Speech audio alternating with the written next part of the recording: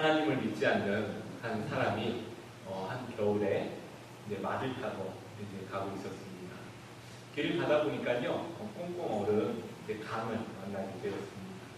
그래서 괜찮겠지라는 이런 생각을 하면서 이제 말을 타고 가면 좀 더 무거울 것 같아서 말에서 내려서 말을 끌고 강을 건너기 시작을 했습니다.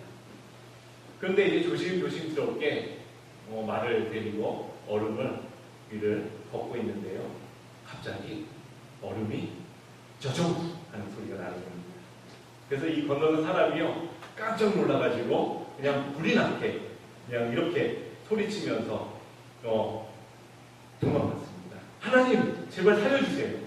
이러고는 어느 순간에 보니까 자신이 강을 건너 있던 것을 이제 보게 되었습니다. 근데 이 사람이요, 평소에는 자기가 하나님을 믿지도 않는데 그 순간에 하나님 살려주세요 한 게 너무 창피하다는 생각이 들었습니다. 그런데요, 가만히 주위를 돌아보니까 자기는 강을 건너왔는데 말은 저 건너편으로 가는 것입니다. 그래가지고 이 사람이 이렇게 다시 이야기를 했다고 합니다. 아이고 하나님, 방금 제가 한 말을 잊어버리시고요, 한 번만 더 도와주세요. 이렇게 이야기를 했다고 합니다. 그러게요, 하나님의 살아계심을 마음속으로 깊은 곳으로 인정하면서도 때로는 어떤 사람들은 불순종의 삶을 살아가는 것을 아마 이 유머를 통해서 보여주고자 했던 것 같습니다. 하나님이 살아계심에도 하나님과 상관없는 삶을 또 살아가는 사람들이 또한 있다는 것이지요. 우리 시간 이 자리에 오신 분들은 하나님의 살아계심을 믿으며 또 그에 합당한 삶을 살아가시기를 간절히 축복합니다. 솔로몬 행각에서 모였던 이제 그 사도들이요, 지난주에 이제 감옥에서 노임을 받게 되었습니다.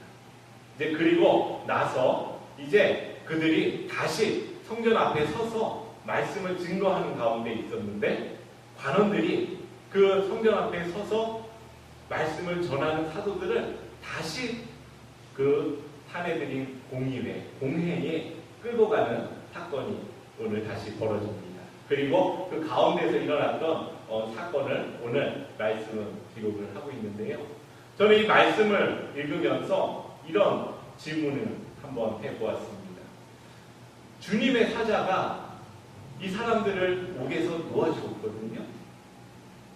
그런데 가만히 살펴보니까요, 옥에서 놓아준 거나 그냥 감옥에 있었던 것이나 결과가 별반 다르지 않다는 걸 보게 되었습니다. 잘 생각해 보십시오. 감옥에서 놓아주었다라고 하면 우리는 아마 다 도망갔을 것이다 이렇게 생각했을 것입니다. 그런데 오히려 어떻게 됩니까? 감옥에서 나왔지만 거기서 말씀을 증거하다가 다시 어디로 잡혀갑니까? 공회로 잡혀갑니다. 만약에 감옥에 가만히 있었다면 그 결과가 또한 어떻게 되었겠습니까?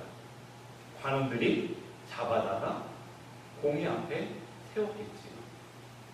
아마 그 결과는 똑같은데, 그렇다면 주의 사자는 왜 그 사람들을 놓아주었을까라는 질문입니다. 결과는 똑같지 않습니까? 어차피 관원들한테 잡혀갈 것이고 공의 앞에 서게 될 것인데, 그렇다고 해서 이 사람들이 며칠, 몇 주를 그곳에 머물러 있었던 것도 아니고 아주 밤에 풀려나서 그 새벽에 아침에 다시 잡혀갑니다. 아주 짧은 시간이지요. 그런 걸 보면서 그 가운데 무엇이 다른 것이 있었을까? 그런데 무엇이 달랐습니까? 똑같은 과정 안에 있었지만 그들은 감옥 안에 있었다면 할 수 없었던 생명의 말씀을 전할 수 있었다는 사실을 우리는 보게 되는 것입니다. 그들에게요, 결과는 똑같을지 모르지만 그 안에 과정은 전혀 다른 일이 벌어지고 있다는 것이지요. 모든 사람에게 하루라는 동일한 시간이 주어집니다. 그리고 24시간이라는 그 시간의 한계 속에서 우리는 살아갑니다. 우리들이 하루를 살아가는 데 있어서 비그리스도인과 다르지 않습니다. 우리도 아침에 일어나서 아침을 먹고 또 출근을 하고 때로는 아이들을 챙기고 또 하루를 보내고 저녁 점심이 되면 점심을 먹고 어떤 분들은 두 끼만 드시기도 하지만요. 또 저녁이 되면 저녁을 먹고 또 저녁이 돼서 밤이 깊으면 잠자리 듣고 하는 모든 일상이 같은 모양을 가지고 있을지 모르지만 그 과정 안에서 우리는 다른 것이 있다는 것이죠. 무엇입니까? 생명을 증거하는 삶을 살아갈 수 있다는 것입니다. 이것을 여러분 오늘 말씀 가운데 또 한번 새길 수 있기를 간절히 부탁을 드립니다. 사도들이요 대제사장 앞으로 막 끌려 나옵니다. 그리고 그 제사장들이요 그 사도들에 대한 죄를 낭독합니다. 너희들에게 틀림없이 예수의 이름으로 가르치지 말라고 엄금하였는데 엄하게 금지시켰는데 너희들이 왜 다시 그것도 솔로몬 행각에서 예수님의 말씀 그 예수라는 사람의 이름을 증거하느냐라는 것입니다.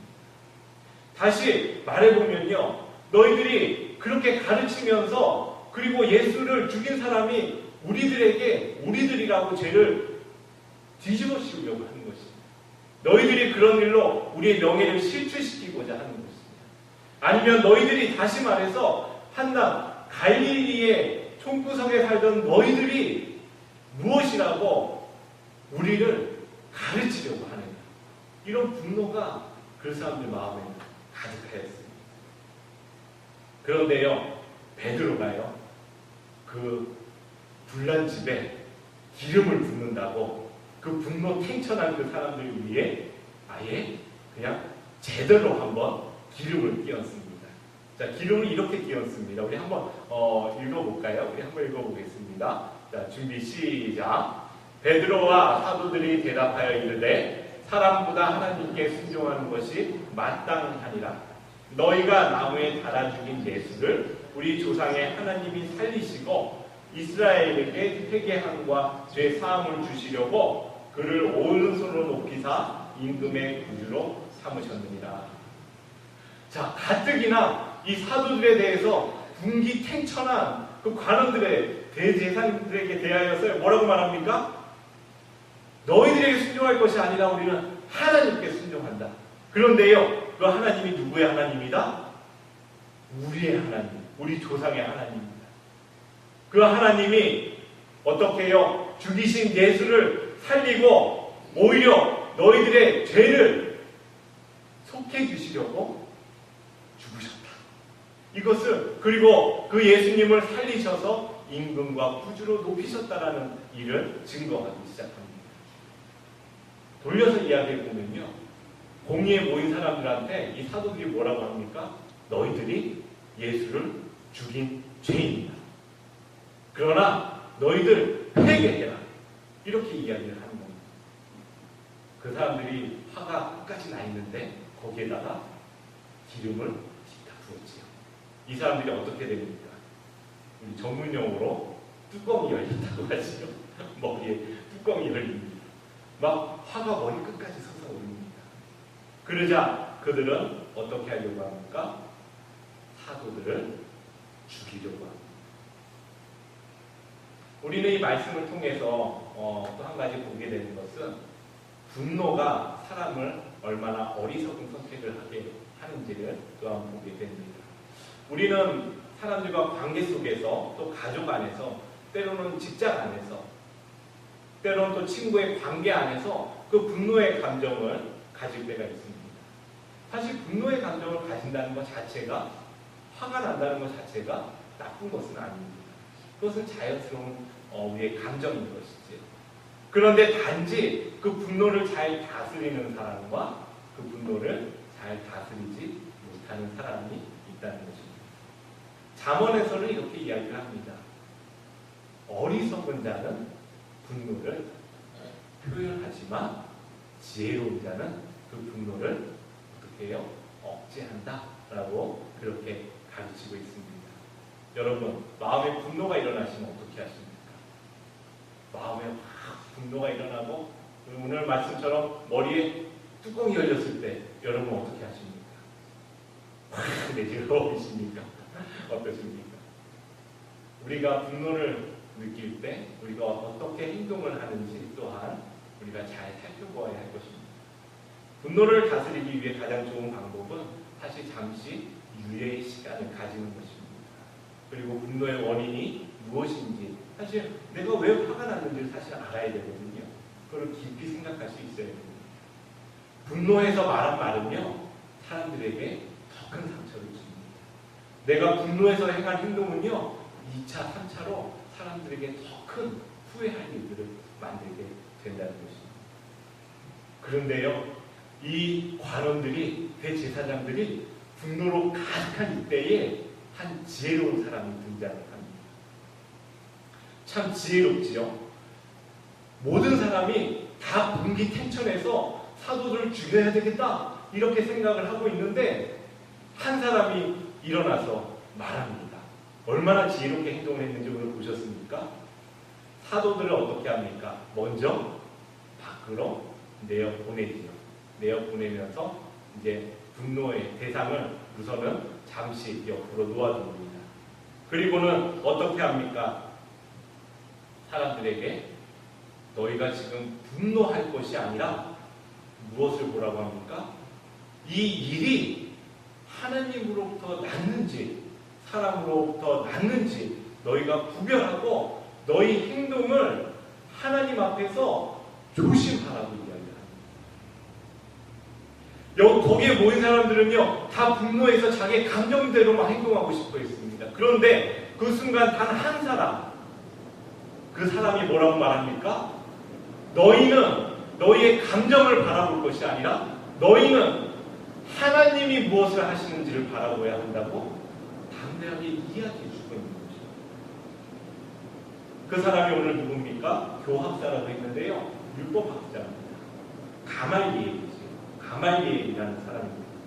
아마 여기 계신 분들 가말리엘, 어디서 많이 들어본 이름인 것 같긴 한데 이 사람이 누구냐? 그런 생각이 드시죠. 우리 이 성경 말씀 한 번 더 읽을까요? 읽습니다. 자, 준비 시작. 나는 유대인으로 길리기아 다소에서 났고 이 성에서 자라 가말리엘의 문화에서 우리 조상들의 율법에 엄한 교훈을 받았고 오늘 너희 모든 사람처럼 하나님께 대하여 열심히 있는 자라. 자, 이게 누가 말한 건지 아십니까? 사도 바울이 한 이야기입니다. 사도 바울이요, 자신이 예수님을 만나기 전에 스승으로 모시고 있던 사람이 가말리엘이라는 그런 스승이었습니다. 얼마나 유명하고 존경받는 사람이었는지 바울이요, 자기를 소개할 때 이 사람 이름을 갖다 쓰는 겁니다. 왜 그런가 하면 내가 가말리엘의 문화였다라는 것만으로도 이 사람이 대단한 사람이다라는 하나의 증표가 되는 것입니다. 어떻게 보면 우리가 이력서를 쓸 때 그렇잖아요. 저는 하버드를 나왔습니다. 듀크를 나왔습니다. 아이비리그를 나왔습니다. 그것만으로도 사람들이 보기에는 아, 저 사람은 참 좋은 교육을 받았겠구나 이런 생각을 하는 것과 마찬가지 일입니다. 그런데요, 이 가말리엘이 무엇을 합니까? 사람들에게 너희가 지금 하는 행동이 그게 하나님이 원하시는 것인지 스스로 살펴보라는 이야기를 합니다. 그러면서 드단과 갈릴리의 유다의 이야기를 듭니다. 이 드단과 갈릴리의 유다는요, 이제 사람들이 혁명가로서 당시에 많은 사람들이 그들을 쫓았습니다. 아, 이 사람이 하나님이 보낸 사람인가 보다 싶어서 열심히 쫓았지. 그런데 그 사람들이 죽고 나자 그를 따르던 많은 사람들은요, 그냥 흐지부지 사라져버렸습니다. 가말리엘은 이제 그런 역사적 교훈을 통해서 보아라, 하나님의 일이 아닌 것은 사라질 것이고 오히려 만약 그것이 하나님의 일이라면 우리가 하나님의 일을 대적할까 두려우니 우리가 놓아두는 것이 맞다라고 이렇게 충고를 하는 것을 우리가 볼 수가 있습니다. 가말리엘을 통해서 참 중요한 교훈을 얻게 됩니다. 우리가 어떤 순간에든지 하나님의 일이 무엇인지를 살펴볼 수 있어야 한다는 것입니다. 여러분은 여러분의 인생에서 만나는 사람들 가운데서 또 여러분이 경험하는 많은 일들 가운데서 여러분은 어떻게 대처하고 살아가고 계십니까?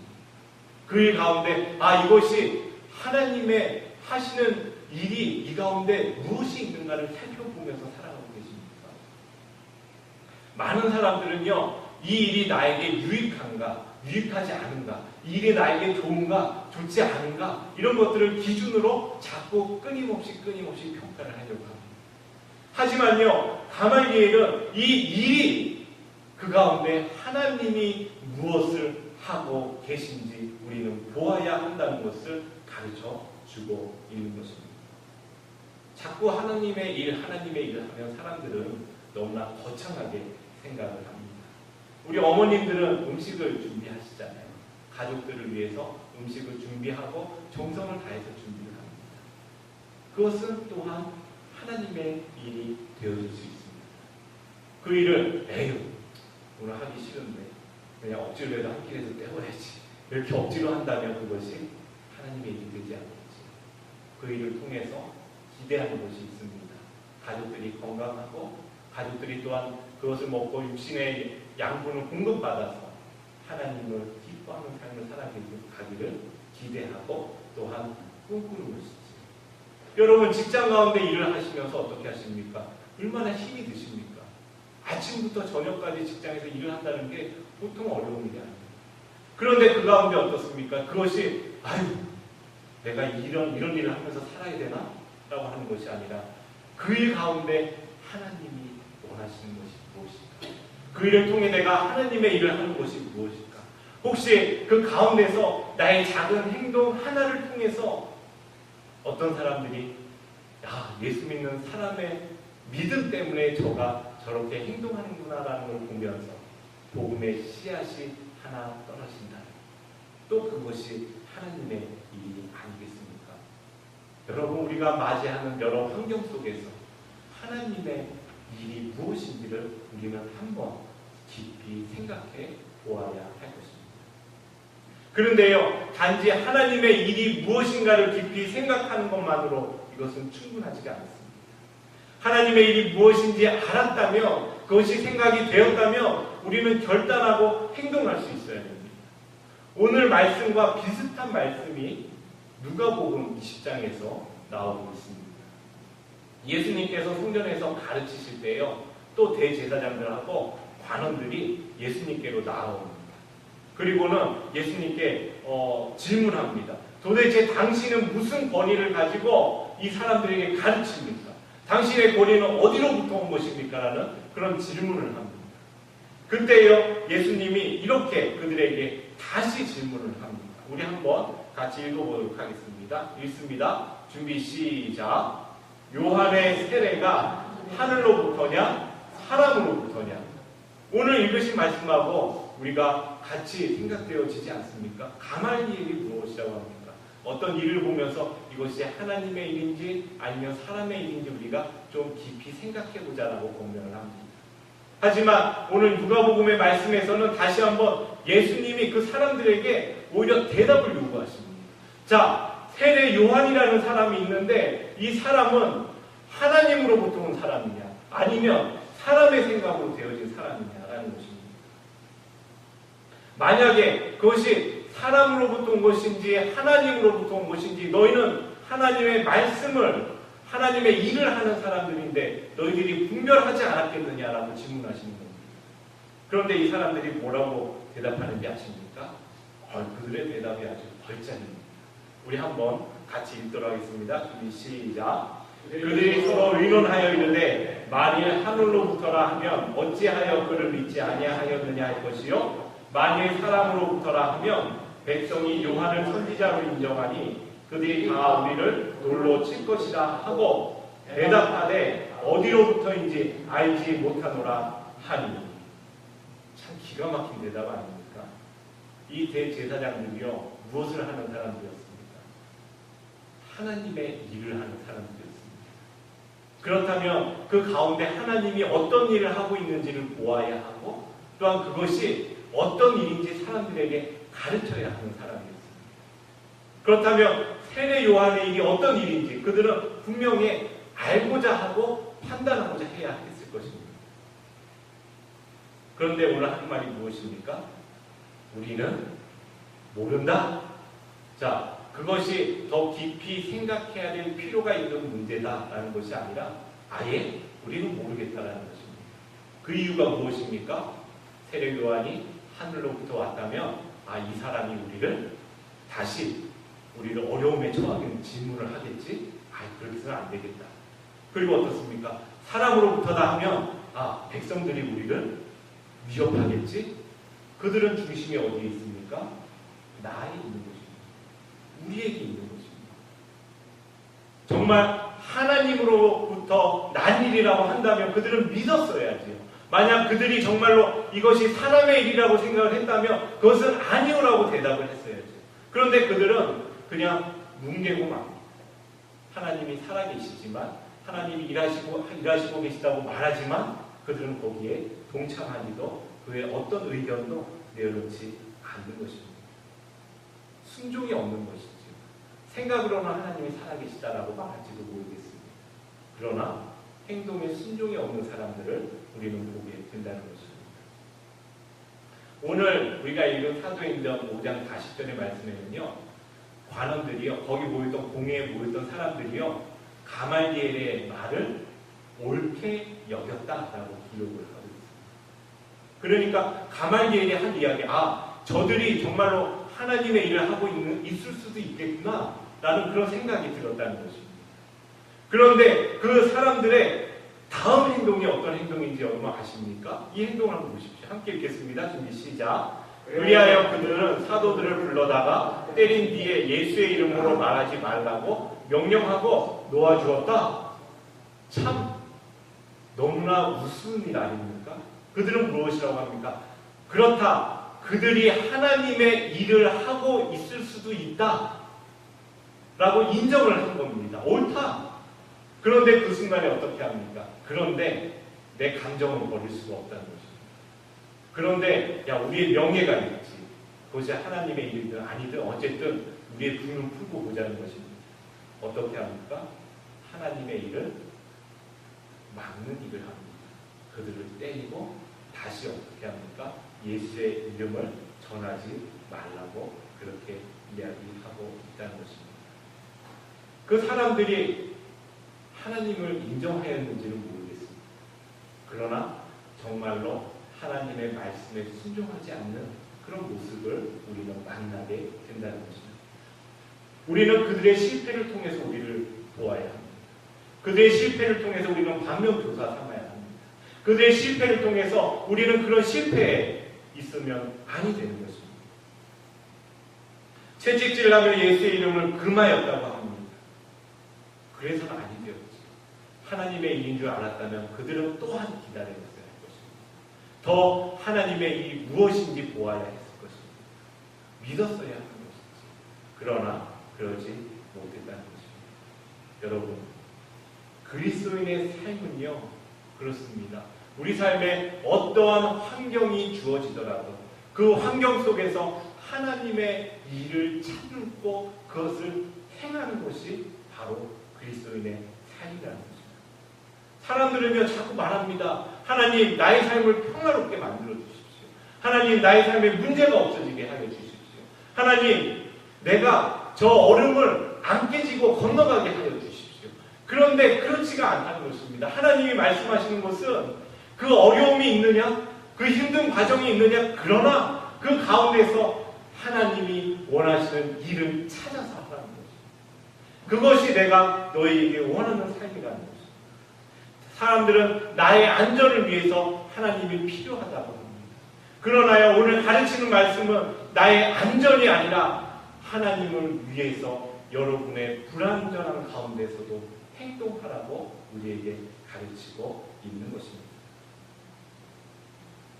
누군가의 말씀을 나누고 싶을 때 때로는 우리가 부끄럽지만 어떻게 합니까? 우리는 담대히 말씀을 전해야 합니다. 때로는 우리가 사람들과의 관계가 깨어집니다. 그런데 그 가운데서 어떻게 합니까? 그 가운데서 하나님의 일을 찾을 때 그 마음에 미워하지 말라는 의미입니다. 그렇다면 우리는 그것을 선택하고 그 깨어진 관계 안에서 하나님이 원하시는 일을 하는 것이죠. 우리가 죄 가운데 거하다가 때로는 우리의 삶이 엉망진창이 될 때가 있습니다. 그런데 그때 어떻게 하는 것입니까? 하나님이 그것을 멈추라고 하시고 그 가운데서도 내가 할 수 있는 하나님이 원하시는 일을 하라고 오늘 우리에게 가르치고 있는 것입니다. 그런데요, 이것은 은혜가 충만하다고 한 번에 되어지는 것이 아닙니다. 이것은 매일 우리가 연습하고 우리가 실천하고 우리가 행동하여질 때 우리는 그렇게 살아갈 수가 있다는 것입니다. 예수님의 사람이라는 책에 대천덕 신부님의 이야기가 나옵니다. 대천덕 신부님은요, 그 하나님의 음성을 자기는 이렇게 들었다고 합니다. 우선 성경 말씀을 가지고 간절히 큐티를 합니다. 그리고 큐티를 한 다음에 이렇게 기도한다고 합니다. 하나님, 저에게 말씀해 주십시오. 그리고 그 다음에 깊은 묵상 가운데서 하나님의 음성이라고 생각되어지는 것들을 기록하고 그것을 하나하나 실천해 보았다고 합니다. 실천해 보니까 알겠다는 것입니다. 무엇이 하나님의 일이었는지, 무엇이 하나님의 일이 아니었는지. 그러면서 그는 동그라미, 또 X표 이렇게 쳐가면서 한 가지 일씩 시작해 갔다고 합니다. 그런데 어느 날 보니까요, 어느 순간 자기가 하고 있는 많은 일들이 하나님이 원하시는 일임을 알게 되었다라고 그렇게 고백하는 것을 우리는 들을 수가 있었습니다. 여러분, 가말리엘은 참으로 그러했던 사람인 것 같습니다. 오늘 등장한 가말리엘은요, 전승에 따르면 말년에 그리스도인이 되었다고 합니다. 그 유대인의 율법학자였던 사람이 하나님의 일이 무엇인지를 깊이 생각하던 가운데 바로 예수를 믿는 것이 하나님의 일이라는 것을 깨달았던 것 같습니다. 그랬기 때문에 그는 자신의 율법학자에서 이제는 그리스도인으로 살아가겠다고 그렇게 살았다라는 그런 이야기가 또한 우리에게 전해져 내려오고 있는 것입니다.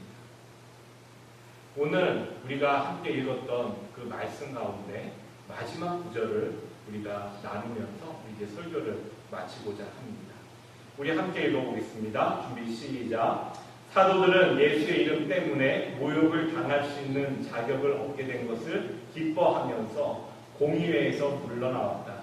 그들은 날마다 성전에서 그리고 이 집 저 집에서 쉬지 않고 가르치고 예수가 그리스도임을 전하였다. 이 말씀 제가 따로 새 번역 성경을 사용을 했습니다. 조금 더 여러분이 듣기에 이해가 좀 쉬우실 것 같아서 사용을 했는데요. 이 구절이 사실은 오늘 말씀의 결론입니다. 여러분, 사도들은요, 채찍질을 당하였습니다. 능욕을 당하였습니다. 우리는 인간적으로 생각해보면 참 억울한 일 아닙니까? 예수의 이름을 증거한다고, 하나님의 이름을 위해서 살아간다고 하는데 그들에게 주어진 것은 채찍질이었고 능욕함을 받는 일이었습니다. 그리고 아마 우리 인간적인 생각으로 이렇게 이야기할 수도 있겠죠. 아니, 예수를 믿는데 어떻게 이런 어려움이 오나? 이렇게 생각할 수도 있었을 것입니다. 그런데 그 사람들은 어떻게 합니까? 그 일을, 그 일 가운데 하나님이 원하시는 것이 무엇인지를 바라보는 사람입니다. 그렇게 채찍질 당하는데요, 그 가운데 하나님을 바라보는 사람입니다. 그들의 고백이 무엇입니까?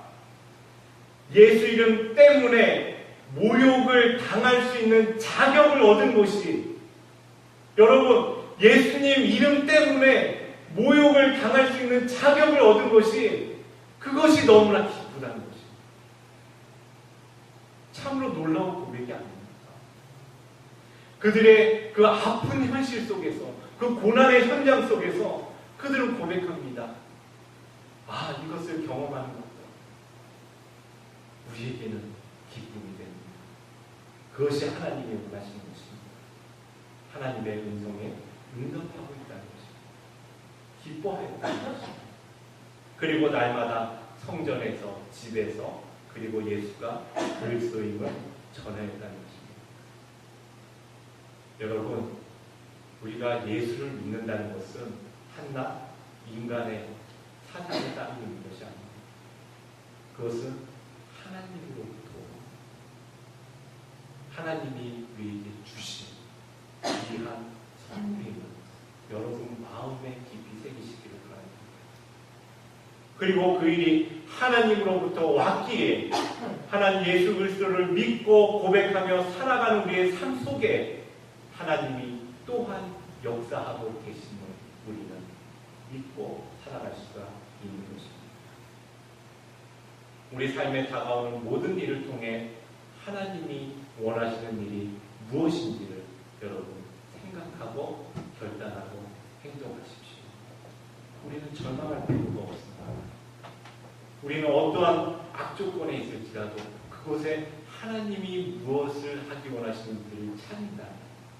우리는 오늘 사도들처럼 기뻐하며 그 일을 감당할 수가 있다는 것입니다.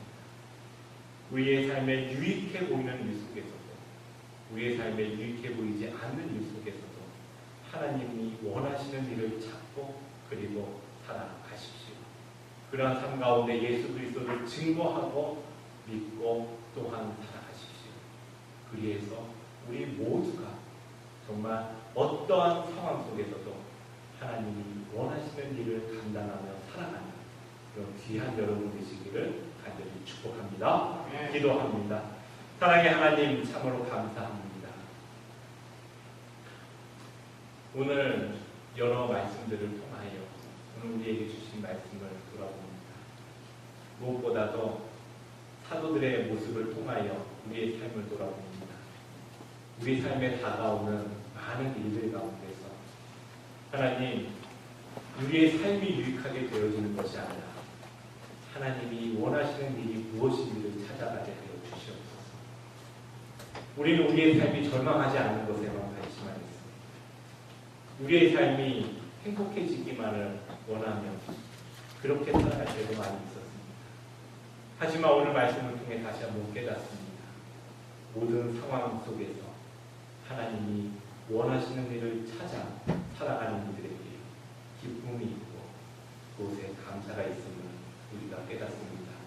하나님 오늘 말씀을 깨달은 대로 또 우리의 삶 가운데 살아갈 수 있도록 성령을 통하여 우리를 인도하여 주시옵소서.